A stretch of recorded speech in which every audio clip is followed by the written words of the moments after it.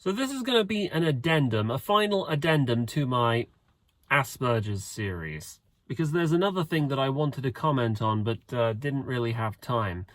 It's about the sort of the culture, the subculture that has now become widely prevalent over the diagnosis, how many people claim to have it nowadays, and how it seems to have taken on an entire new life of its own. And I find myself bewildered, astonished, and embarrassed by it. So in the late 90s, I think this was when the word was just beginning to catch on in the public consciousness. It was just around this time that that I think this was when I was first diagnosed. I don't know if people were getting diagnosed before then, or if there was any public awareness of it, but it was by the mid to late 90s, especially around the time of the Wakefield scandal, that people were first beginning to talk about autism. Then in the mid 2000s, there was a book published called The Curious Incident of the Dog in the Nighttime, that was supposedly, it was a best-selling fiction book that was about the life and the thoughts of an autistic child and his quest to find out who had murdered his pet dog. I've only read a fraction of the book. I wasn't really interested in the rest of it. But around this time, I think autism was beginning to catch on even greater in the public consciousness. But then by the late 2010s and now in the 2020s, especially with the unholy creation of TikTok, now it has become pure cancer. So I remember seeing this compilation of videos by TikTokers, a lot of whom, a lot of these TikTokers, they make videos almost exclusively about autism and their experiences with it. So that's the first thing I find bewildering. I find there's so many videos of YouTubers talking about their experience of having ASD and their experiences with it. It was, it would have been, at first, in the very early days of YouTube, it would have been helpful to know what the condition is like for people who didn't have it. But it seems like in this day and age, everyone and their pet cat has it. And it's beginning to make me wonder just how rare or how common is the condition. Is it more common than we first thought? And if it's common, then what do we call normal in this day and age? And has there ever been a normal? And speaking of which, that's one particular gripe I have. But anyway, I'm getting ahead of myself. So a lot of these TikTokers, they would make videos about having autism and their experience with it. And there's so many issues I had. After seeing this compilation, I had to stop watching because I found it so unbearably cringe. I couldn't think of a better word to describe it. But it made me remember why I hesitate to associate myself with these people. Because it strikes me as though there's a profound lack of self-awareness, at least from this particular community. Now, the first issue I have is, I don't really believe there is such a thing as an autistic community, because what is a community? A community, it is a collective. It's an organized collective of like-minded individuals who have something in common, and typically they have common goals. Maybe there's a better definition, but that's my working definition. Is it possible for there to be a community of autistic people when what the condition means is that you lack the ability to make bonds and friendships with other people? You find it difficult. But does this mean, well, one might think then that having a condition like this means that you're better, surely, at making friends with people who also are on the spectrum. Now, that's what I used to think until around the time I got my diagnosis and I started talking with other people who were also confirmed diagnosed autistic peoples, and I found just how little I had in common with them. At that point, I realized that, well, it's never quite as simple as that. There isn't really a community of people who are like me, and I doubt there ever will be. And what I found bizarre about those people who I spoke with is that they would do things that were conventionally popular, and I didn't understand it. Things like going to clubs and going to rave parties.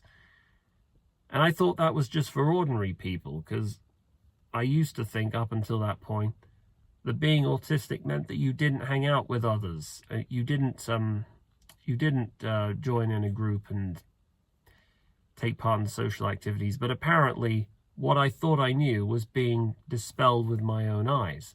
So I realized I didn't really understand what autism was anymore, or even if I had it, or if the word even existed. And that's probably the main reason why I don't call myself autistic, why I hesitate to use the word, and why I don't really believe there's such a thing as an autistic community. I think it's very much an invention. It's a political invention in much the same way that the LGBT community is an invention. It's an assortment of people who have ideas and people who need an identity, so they latch onto this and they make it part of who they are. Anyway, I kind of went off topic there, but that's probably the main problem I have when watching these TikTokers, because a lot of them, they brand themselves exclusively as autistic creators for people who don't know what it's like to have autism, like there wasn't already an abundance of people like that. Now, another issue I have, perhaps one of the biggest issues I have, why I don't call myself autistic, is because I have an issue with people who use autism as a substitute for having a personality. See, my life experiences, because of the way I've been socialized, I've been led to believe that, well, people are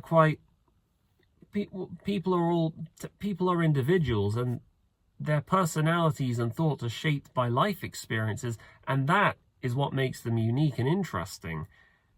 But autism isn't really unique anymore. I mean, at least it doesn't appear to be, because so many people are getting diagnosed with it.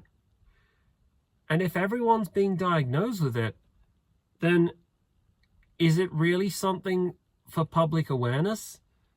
Do people need to make content out of stuff like this when it's essentially the new normal?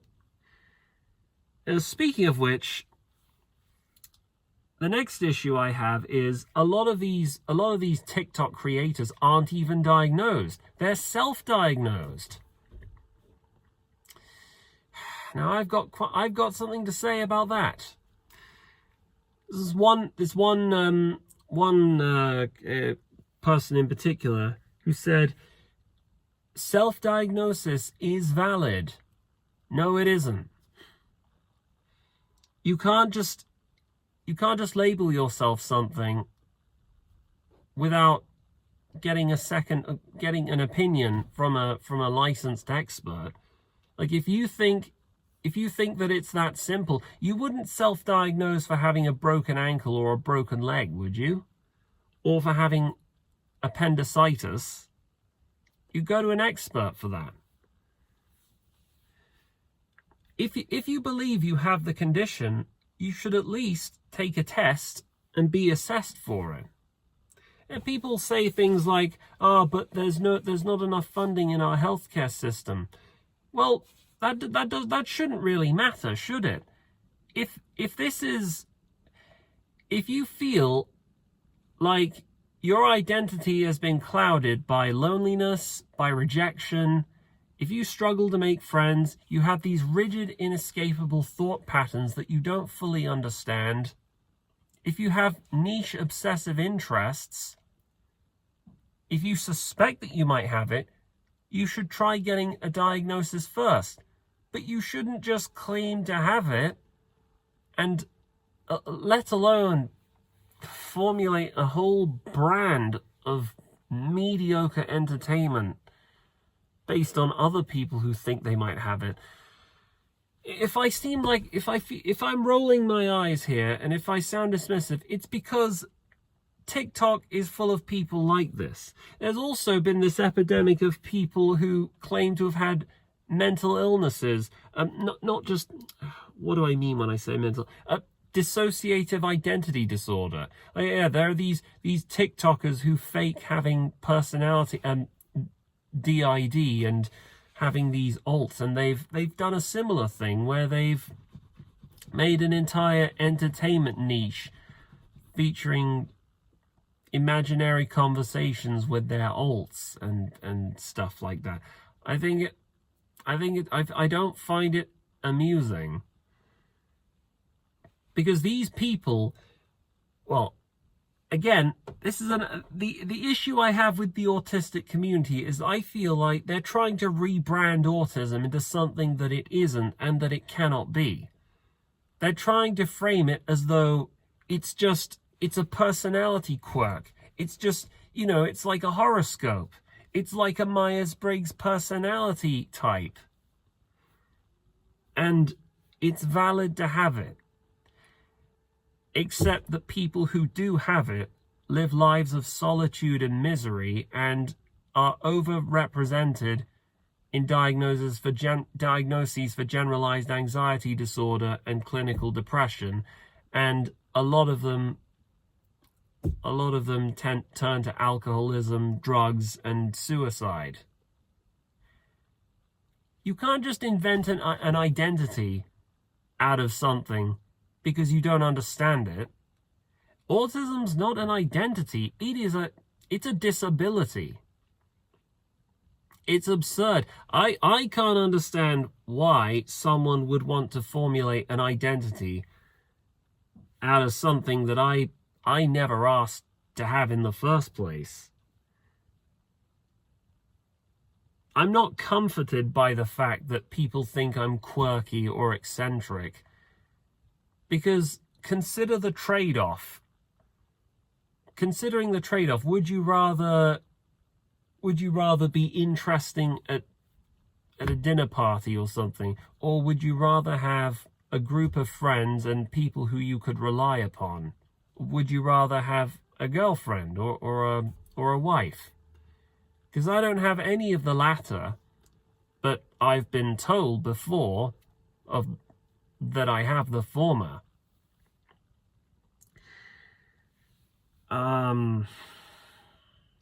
What else am I going to say about this?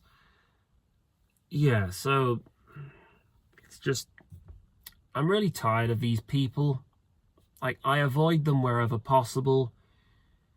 And I do not claim, the difference is though, I don't claim to speak on behalf of the autistic community. I don't even think there is such a thing as an autistic community, because autistic people are individuals, and their outlooks, the way they feel, that their personality are shaped by factors that are specifically relevant to them, their early life, their upbringing, and how the condition has affected their brain and their life circumstances. These are the things that make you who you are.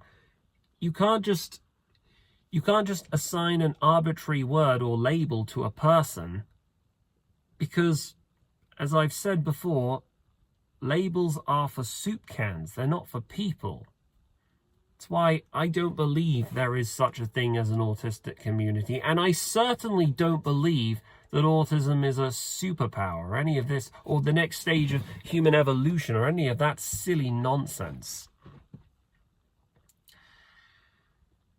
The most bizarre, the most extraordinary thing that I've seen is with these TikTokers, these content creators, is that they're trying to reframe the differences between neurotypical and people with autism, so as to say that people who are autistic are normal. It's just that it's a different kind of normal. That they want to admonish people. They want to change what normal is to suit their interests. Like, what the hell is that? It's as bizarre as claiming that gay marriage is normal, that a man and a man can have children. But we know that's not true. And these same people will claim that a man can become a woman, and that there's no such thing as sex. And I believe this is the same kind of ideological framework through which you could perceive as there being no such thing as being neurotypical, that we're all on a spectrum somewhere, and that there is no normal. But there is a normal. There's always been a normal. The normal is the metric by which we gauge how well we function in society. If there was no normal, then whence did the diagnosis of autism originate? Why is it that these young children fail to fit in? How do you account for things like that? If there was no such thing as normal, then why do these people feel the need to make content about their diagnosis, if they have it, in the first place? Because if there was no such thing as normal, then none of that would even matter.